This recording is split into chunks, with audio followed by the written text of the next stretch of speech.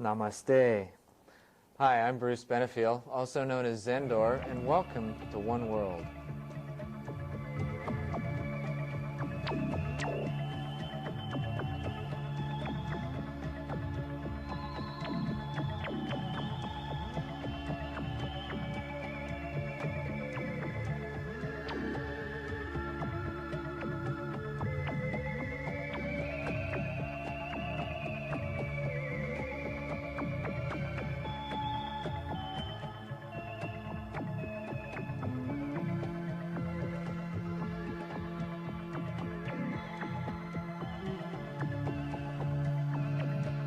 Namaste is a Sanskrit word. It means God in me recognizes God in you. Something I think we can all recognize in each other. We all got a heart, we've all got emotions, we all share that. We all share this planet, we all share this one world. Tonight we've got some interesting guests. We've got Rachel Mueller and Tom Marsala. Rachel has a very unique integrative psychodynamic synthesis. And in actuality, she's an empath, and we'll talk about that a little bit.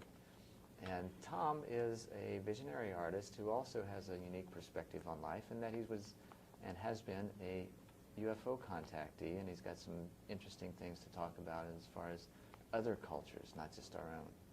And with no further ado, Rachel, Tom, glad to have you on the show. Glad to be here. Rachel, with the empathic abilities that you have, first of all, explain those a little bit for our viewing audience, because a lot of people probably don't know what that is. Okay. Basically, empathing is the ability to feel what another person is feeling. And as the capacity to do so becomes more and more accurate, you can almost become the energy of that person. So when I'm working with someone, whether it's a friend or someone who's a client, I am still enough and objective enough in my being, in my person, that I can sense what is going on in their body or in their mind. I don't necessarily need to know what their thoughts are, but I pick up on an energetic level what is going on in their body, and then I address it. On an energetic level, that's at a feeling. Right. I feel it. I sense it. Well, normally we've got like 5 senses that we work with our 10% brain usage. You may be more open to the other, let's say, 54 senses that are the other 90% of the brain. Right. Well, you're certainly forging in other parts of the brain. You are using other senses. You're using your 5 senses to a heightened level, plus using the intuitive sense, which we know is the 6th sense. Right. Which I think probably encompasses those 54. How many ever, right? You know, mathematically the ratio works. Right. How did you get started with that? What brought you into that empathic ability? Well, it's something I believe that we're all born with.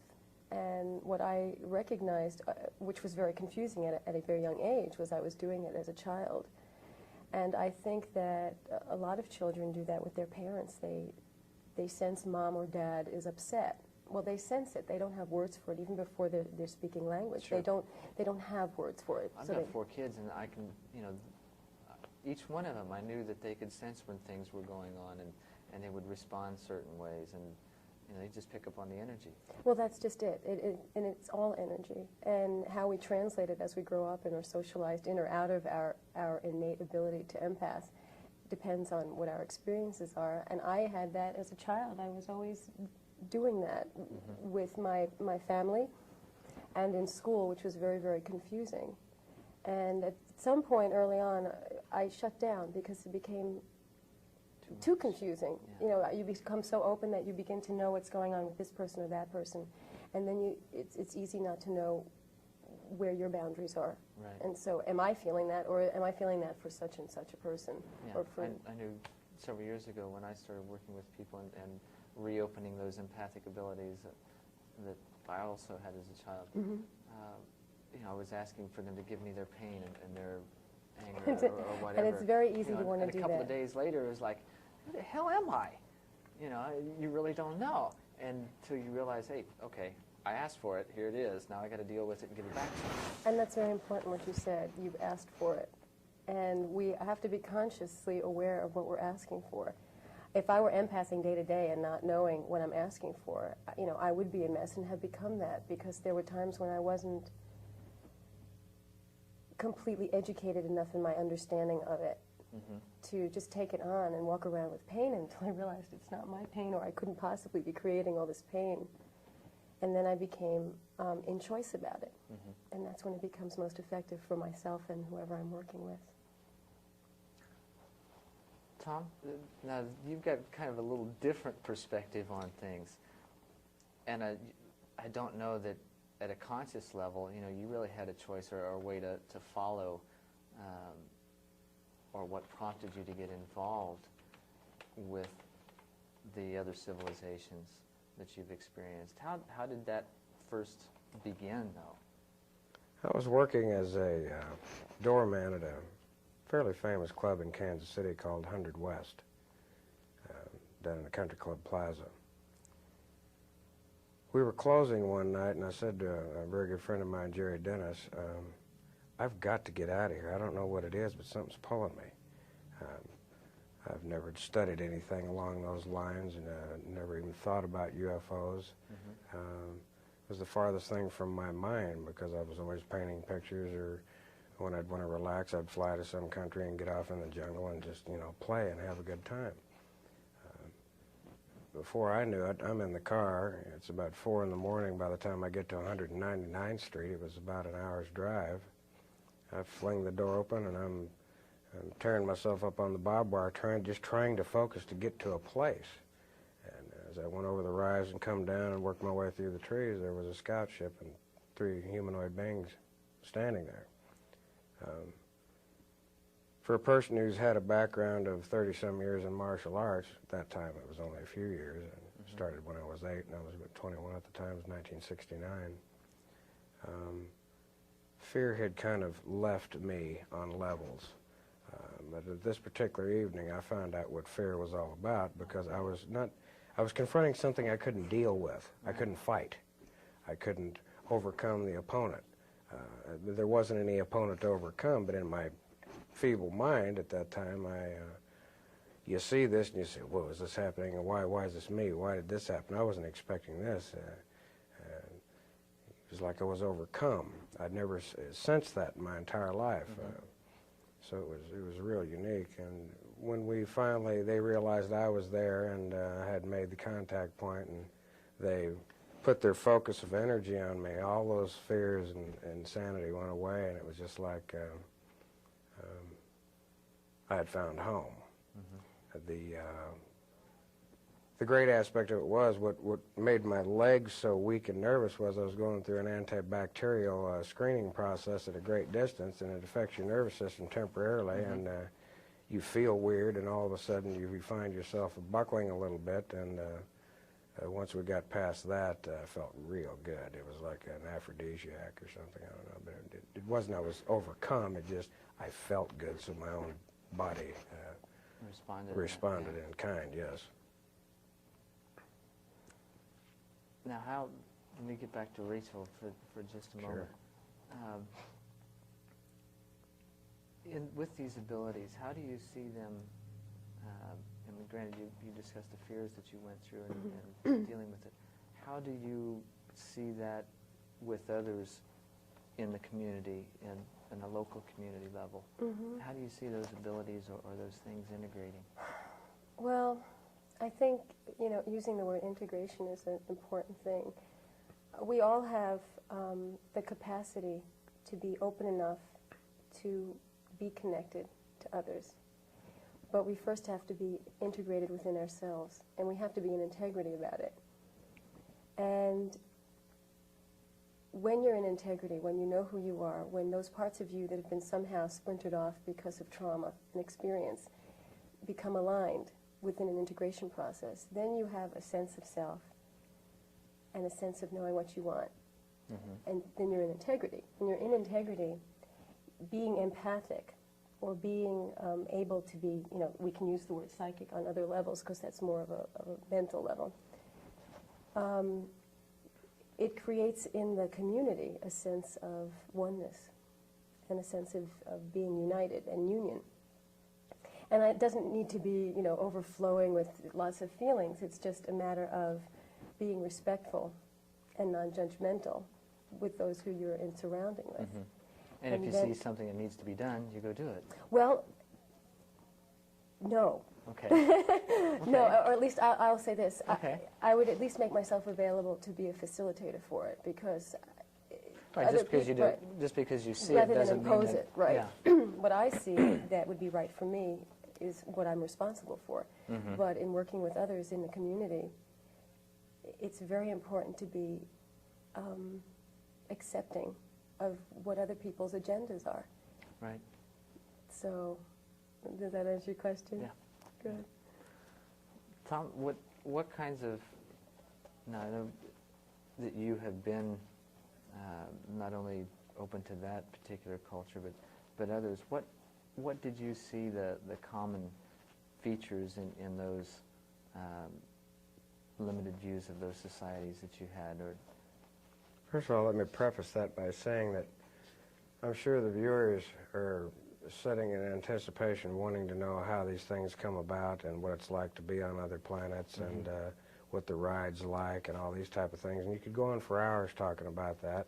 I think everybody that's ever been interviewed on that level has been able to explain that to everyone's satisfaction. It's not the ride, it's what happens at the other end and the learning process between point A and point B. right.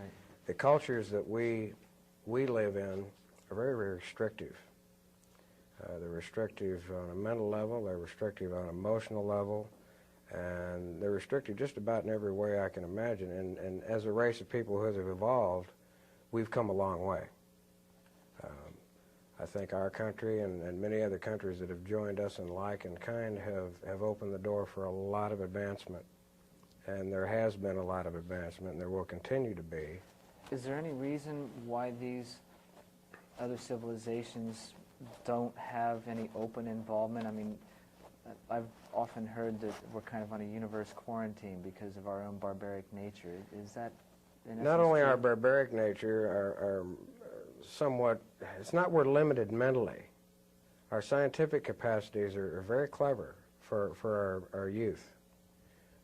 Theirs is extremely advanced. I mean, their culture, the food is taken care of. You spend all your time working on the cultural aspects, your mind, your body, your soul, your communication with people, your rapport with everything from animals to fish to whatever. And everything responds in kind. When we greet somebody here, we shake hands. When you greet somebody there, you meld. You know that human being instantly, like you've known them for your whole life. And there are no barriers with anybody. No walls come up, nothing. Now, those experiences do happen here, too. They certainly I've do. had it. And it's even what we're working on. It's creating that, if I may. Sure. I mean, that's You may. Thank you very much. That's exactly what it's all Thank you. about. I'm glad I asked. That's what I'm working towards in what I do, is to create that relationship between people in being able to sense people not from here solely, but from their heart and from what they sense in their own energy field, and I think more the society is opening up so that we can become more aware and more respective and more melding with the environment, with the animals, with It's like balancing the Right. resources. Right. On last week's show, we had Diane Fasinelli and Hal Metcalf. Hal Metcalf is the Director of Corporate Relations for Western International University.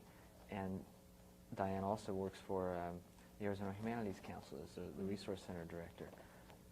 They both gave their examinations and extrapolations on the same types of things, of balancing the resources. And the Western International, on a business, instructional, educational level, is teaching how to build that world community from a humanistic standpoint of taking care of those things. Do you think that, I mean, by taking care of those things, I mean being able to get to the point where we're balanced in the resources, where we have the ability to take care of each other? I think it's obvious to everybody in the United States, from children to our elderly, especially our elderly, who have seen more than we have, that we're all moving in that direction. Everybody's starting to take a stand collectively where they didn't before. I mean, they started loosening up like in the 30s when Prohibition was around, because it was the first drug introduced to them that would loosen people up to where they would even talk and think of creating or trying new things, whether it was right or wrong, and a lot of the times it was wrong. They were trying to communicate in their own rudimentary sense. For Western man, anyway. For Western man, yeah. And then the drug culture come in the 60s and the mind-expanding experiences, and that kind of opened things, the can of worms, just a little more to where people could realize, well, hey, I really can express myself this way or this way or this way. Now, then the drugs slipped away, and then it stayed in people's mind, and they started floating with it, and it's working very well today. With the 60s experience, do you find that, I mean, it seemed like a lot of the ecological movements began at that time. You bet. Which is integrated also or similar to the Native American, and not just necessarily in the United States, but in the Western Hemisphere, of their process of becoming more in touch with Mother Earth and the Father Spirit and all that. According to the extraterrestrials, there have been cultures on this planet, which they are, by the way, our direct blood relatives. They come from the same bloodline, but they're removed so many millennia that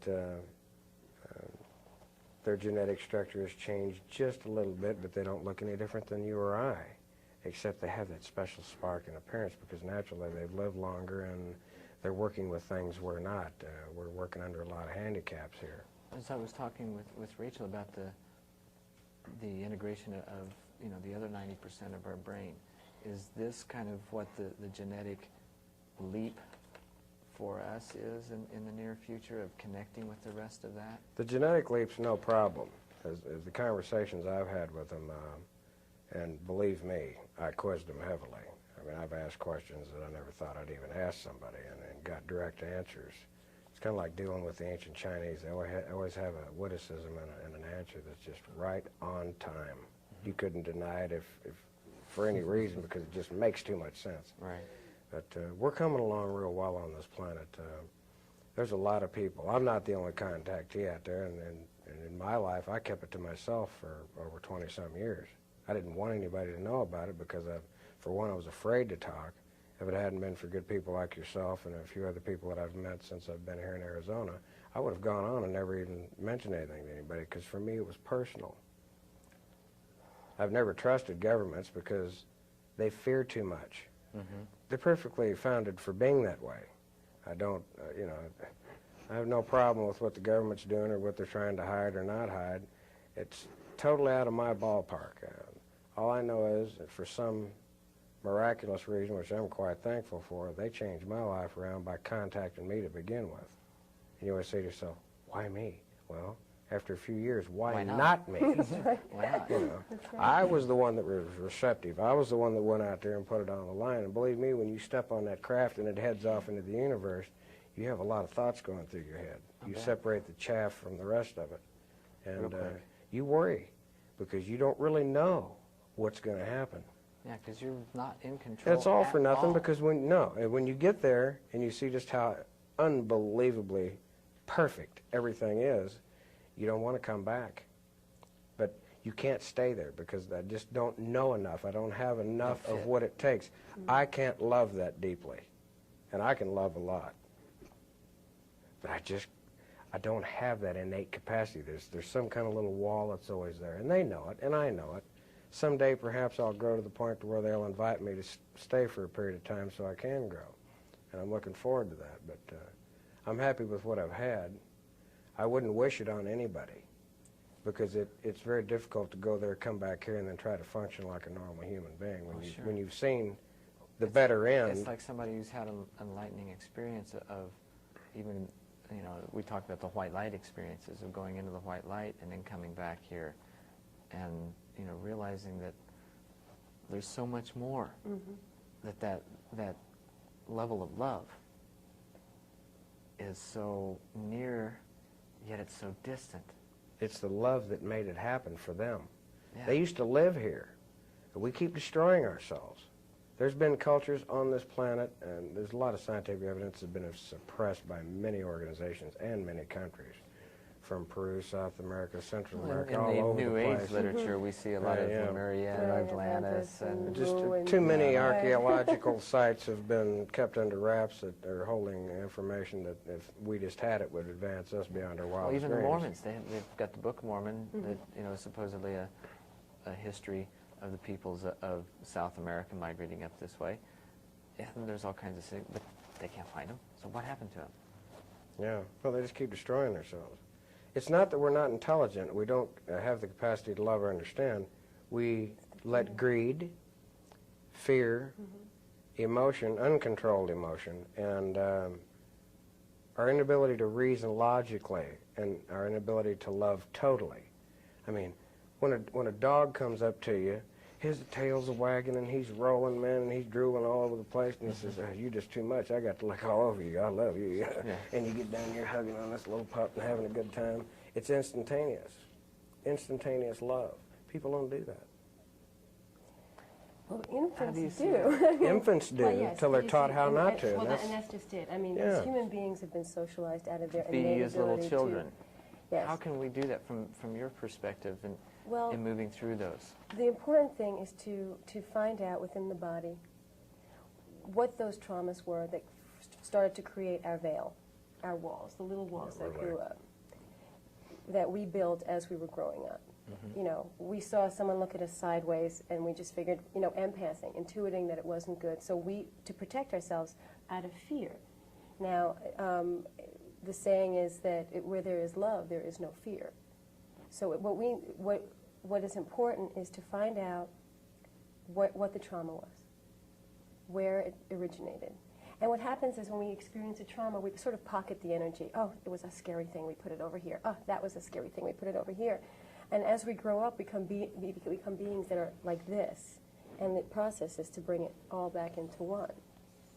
Then when we're all in one, then that love is something that flows freely, because... It flows and freely. it flows freely, too. Right. Because we do not have the fear. And we can recognize that the fear is just things that we've created because we didn't have an explanation. We didn't have a communication with what created it in the first place. So once we can educate ourselves to ourselves and be non-judgmental and know that there is a great force within us that's very potent, and that it is that love, that is that energy that creates the universe and flows through us and the beings that you've experienced, that's when we live that, in essence, on this planet as well. It seems like every guest, or practically every guest that I've had on the show, that has reached that point of talking about the non-judgment, that seems to be the key. Well, judgment is a wall. Yeah. And that's the biggest wall that we have, is when we judge, it's because we're in fear. And if we can judge somebody, we can push them that much further away from us so that we do not have to feel threatened. And non-judgmentalness is a great leap into the void. I mean, it's an act of faith. You have to know that there's something that creates Really. the warmth and makes our environment something that is a loving environment. From your perspective, Tom, do you have anything that you can share on how we can create that? From their perspective, have they shared what can be done on a simple level? Yes. The word fear is the key.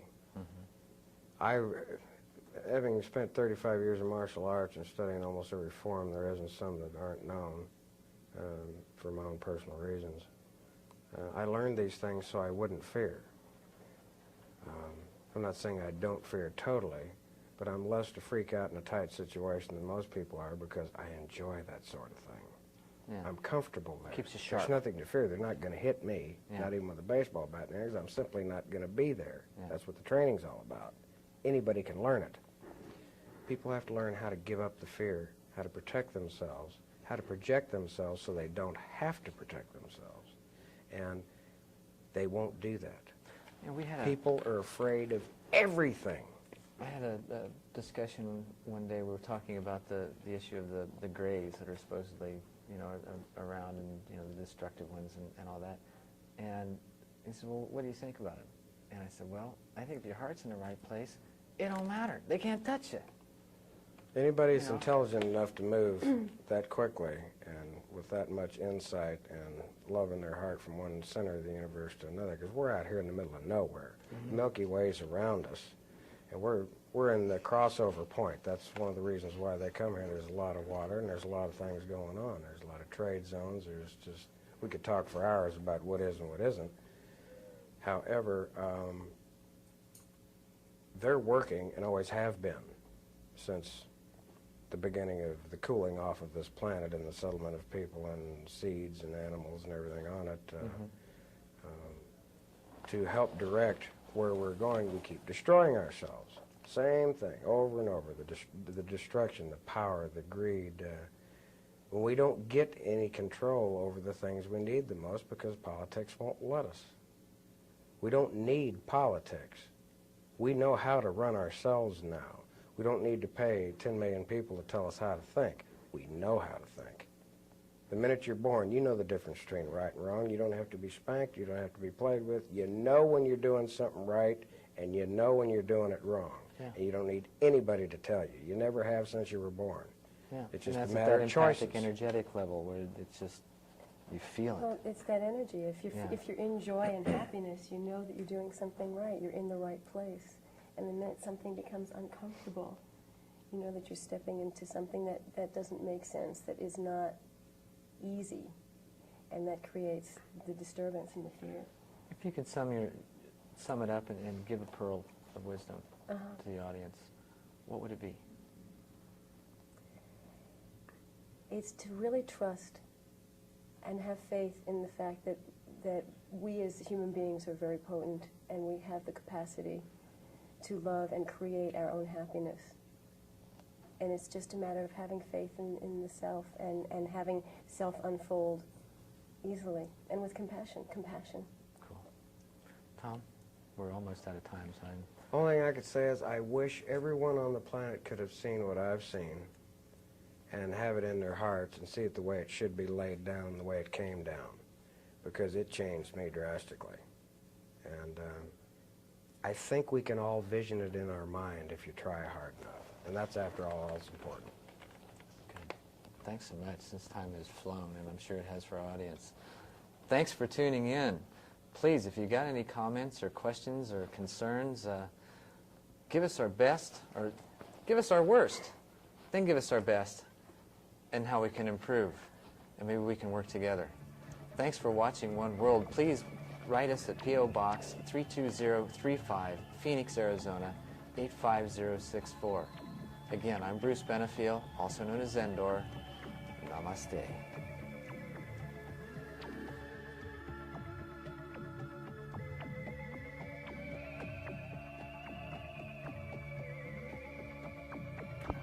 Stand by, 30 seconds until the end of One World.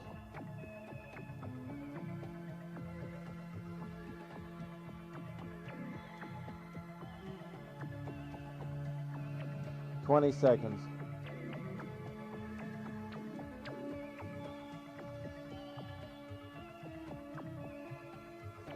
Stand by. 10, 9, 8, 7, 6, 5, 4, 3, 2, 1. Take